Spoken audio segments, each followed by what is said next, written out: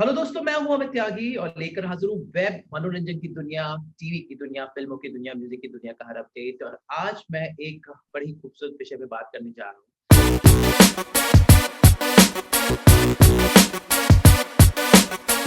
OTT का जो ये बढ़ता समुंदर है, उसमें हर तरह का कंटेंट लोग देख रहे हैं। लेकिन एक कंटेंट जिसे कहा जा रहा है कि कंटेंट ऑफ द फ्यूचर, जो रीजनल कंटेंट। और मेरे साथ जुड़ गए हैं मराठी फिल्म इंडस्ट्री के कुछ ऐसे दिग्गज जो इस बारे में आज मेरे साथ चर्चा करेंगे। तो मेरे साथ है हमारे श्री कृष्णा जी, स्वप्निल जोशी जी। ने देखते ही मैं बिल्कुल द्वापर युग में चला जाता हूँ। स्वप्निल कृष्णा का ऐसा किरदार था कि अभी भी डायरेक्ट टेलीकास्ट वहां पे हो जाता है। दैट्स द ब्यूटीफुल, भगवान ने एक ऐसा दिव्य किरदार निभाकर। लेकिन but you have evolved yourself as one of the foremost actor of India as well as Marathi cinema. So kudos to you. And Anuja Thank you. Sawhney, one of my favorite actors. So Anuja और स्वप्निल के साथ तो बात करेंगे कि regional, specially जो Marathi OTT industry है वो कितना बढ़ने वाली है। तो पहले स्वप्निल, आप तो मतलब you are the pioneer of the Indian television industry. तो अभी जो ये ओटीटी का जो विशाल समुंदर है जिसमें सब नदियां आके मिल रही है, फ्यूचर कितना आगे जाने वाला है। वो ऑलरेडी आप उसमें एकदम बड़ा पुश दे चुके हैं समांतर के साथ। तो आगे क्या कुछ होने वाला है यहाँ? अमित, गुड आफ्टरनून एंड सबसे पहले तो बहुत बहुत शुक्रिया इतने प्यारी इंट्रोडक्शन के लिए। And yes, I think Shri Krishna ji का किरदार is close to everybody's heart including mine, because आज मैं जो कुछ भी हूँ एज एन एक्टर भी एंड एज एन इंसान भी, मुझे जेन्युइनली ऐसा लगता है कि वो कृष्ण जी की ही कृपा है। तो yes, thank you so much for that. Having said that, yes, OTT has come to the country in a big way, और बहुत मतलब जैसे कि एक सैलाब आ गया है। एंड ये आने ही वाला था। एवरीबॉडी वाज सेइंग कि आएगा, हर कोई कह रहा था कि ये होने वाला है, ये ऐसा, ये आने वाला है। But I think the pandemic has only accelerated the growth. तो हो सकता है कि जो इनरोड्स ओटीटी अगले एक दशक में करता है इस देश में, वो उसने एक साल में कर दिया because of the pandemic. Because सब घर पे थे, करने को और कुछ नहीं था, टीवी प्रोडक्शंस बंद थे, फिल्म्स बंद थी। तो लोगों ने ओटीटी की सैम्पलिंग शुरू की। एंड ये एक बहुत ही कमाल का माध्यम है अपनी कहानी को आप तक पहुंचाने का, अपनी बात को आप तक पहुंचाने का। और मुझे ऐसा लगता है कि अभी अगर हम चार माध्यमों की बात करें, नाटक है, सिनेमा है, टीवी है और ओटीटी है, तो मैं कहूंगा कि मेरे हिसाब से इंडिविजुअली ये सबसे प्रभावी माध्यम है कहानी की सच्चाई के सबसे नजदीक जाकर उसे बयां करने। You can take the story as close to the reality of it as possible in the OTT platform, and I think that is its biggest strength as of now. ऐसा मेरा मानना है। जो आपने तो अभी आपकी एक थी बेगम was one of the beautiful shows I have watched. तो OTT में you also have come a big way.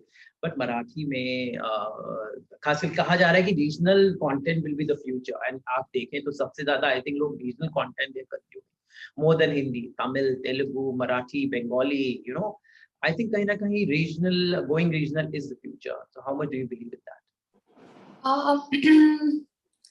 Probably yes, because there's a lot of talent in the regional cinema, we can say. And कभी-कभी ऐसा होता है कि वो उस talent को हम बड़े पर्दे पे नहीं देख पाते, because maybe the opportunities are too big for them to explore. या फिर हम लोग अगर सिनेमा की बात करेंगे तो little अभी थोड़े दरवाजे खुल रहे हैं for the regional talent. But initially it was not the case. So I think वो जो talent भरा पड़ा है, be it Marathi, Tamil, Telugu, Kannada, any language that we can speak about, I think वो it's coming out and they are getting more and more opportunities. I think OTT की वजह से बहुत सारे actors भी ऐसे हैं, directors हैं, writers हैं, जिनको actually वो opportunities create हो रही है जिनके लिए. And I think that's a very good sign because जो talent है वो लोगों के सामने आना जरूरी है. And I think OTT has played a very important and a key role in all this change that has been happening. So I think yes, it's true. तो अगर मैं अपनी मराठी इंडस्ट्री की बात करूं, मतलब शुरुआत हमारी फिल्मों की यहाँ से हुई। इतना साहित्य है बहुत बड़ा, मतलब हम लोग एक ऐसा कंट्री है इंडिया जहाँ पे हर स्टेट का अपना साहित्य इतना बड़ा है। तो अगर मराठी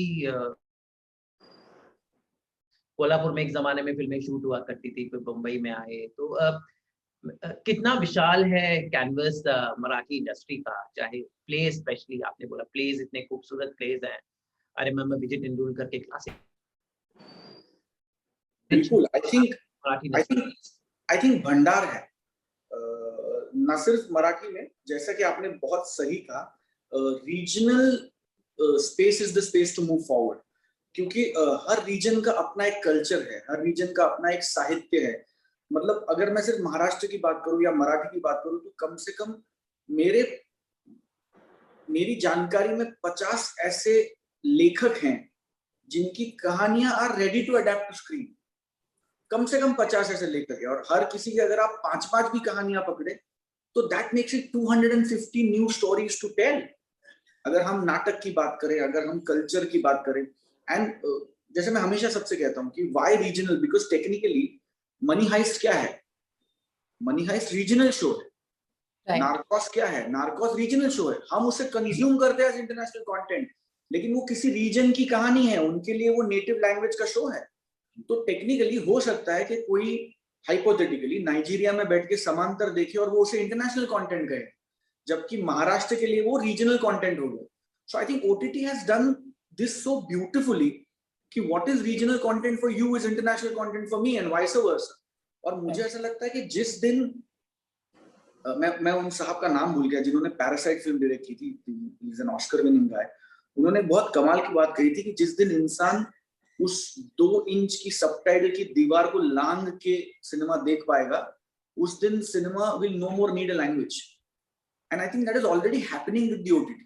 आप नार्कोस कंज्यूम करते हो, जैसे मैंने नार्कोस देखी तो एक पॉइंट के बाद मुझे सबटाइटल्स की जरूरत नहीं पड़ी, सबटाइटल्स ऑन थे, बट मुझे समझ में आ रहा था कौन किससे क्या कह रहा है। मेरी सबटाइटल्स को मैं सिर्फ फाइन ट्यूनिंग के लिए पढ़ रहा था, एंड अब मेरी आंखें एडजस्ट हो गई है to this rhythm of subtitles भी देखो और कहानी भी सुनो समझो।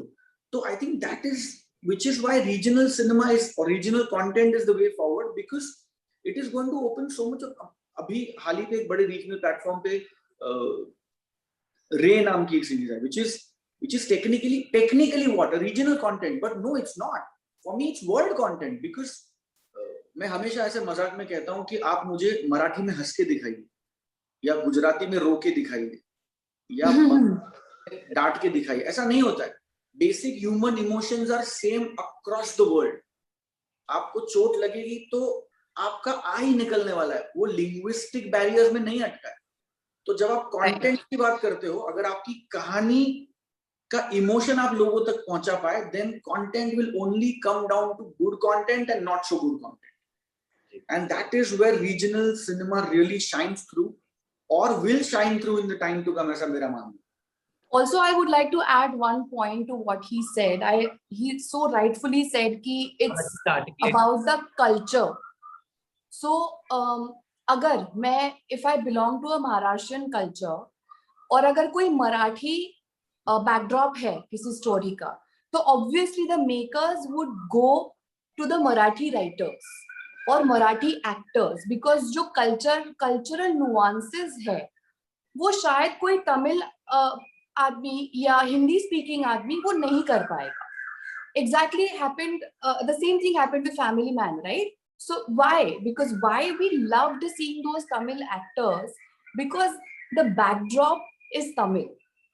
अगर कोई तमिल एक्टर उसमें मैं देखूंगी तो वो ज्यादा मुझे कन्वेंशनल और कन्विंसिंग लगेगा, rather than to watch a Marathi or a Hindi speaking actor or the writer, you know.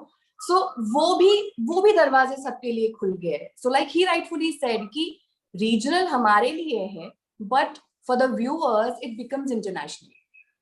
जी, तो इसी पॉइंट को आगे बढ़ाते हुए एक और बड़ा डिबेट शुरू रहती है, रूरल कंटेंट, अर्बन कंटेंट. तो सैराट एक ऐसी फिल्म थी, रूरल फिल्म ने मतलब धमाका मचा दिया. मतलब I think in the Sairat was totally एकदम मराठी भी एकदम रूरल टाइप की थी, एकदम real, there was no budget, but the film had such a beautiful universal language कि वो इतनी भाषाओं में बनी.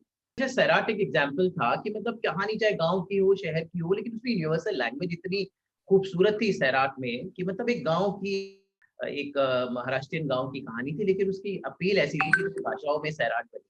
तो सैराट एक ब्यूटीफुल ऑफरिंग थी हमारी Marathi. Absolutely absolutely, Yeah. And आप देखिए ना, अब सैराट को कोई सिर्फ मराठी फिल्म नहीं कहता, Sairat is a part of Indian cinema. जी, So are a lot of other Marathi films, so are a lot of South Indian films, so are a lot of Bengali films, so are a lot of Punjabi films. They are all a part of Indian cinema, and so is Bollywood. But I think now the doors have opened. जैसे कि अनुजा ने कहा कि अब वो जरूरी नहीं है, क्योंकि बॉलीवुड की एक लिमिटेशन है. वो कितनी फिल्में बनाएगा साल में, 100, 200, 300, उसकी एक लिमिटेशन है. Because at the end of the day there are only 52 Fridays in every year. कितनी फिल्में रिलीज होगी हर शुक्रवार को, कितनी रिलीज, तो उसकी एक लिमिटेशन है. But with these parallel industries getting set up and their traffic kind of converging into each other's space, it becomes a win-win situation for everybody. And उसमें अगर MX जैसा कोई player आता है which is like a technically free to download player, then it's like an absolute blessing for the viewer, because you're technically not even paying to watch that content. Right. So I think different models coming up, and I think the OTT space अभी तो शुरुआत है, picture अभी बाकी है मेरे दोस्त. Well, on that note, I think I have to conclude, because बहुत अच्छे हमने topics अनुजा और स्वप्निल ने बहुत सारे मुद्दे उठाए हैं. I think it's clear content is king, कहीं से भी आए. So I think lot of offerings coming up. By the way, आप दोनों का MX पे बहुत ही अच्छा आप लोगों ने content दिया है. समांतर हो, एक थी बेगम हो. Looking forward from both of you और बहुत ही धमाकेदार content. Thank you so much. Thank you. All the best and pleasure. Thank you.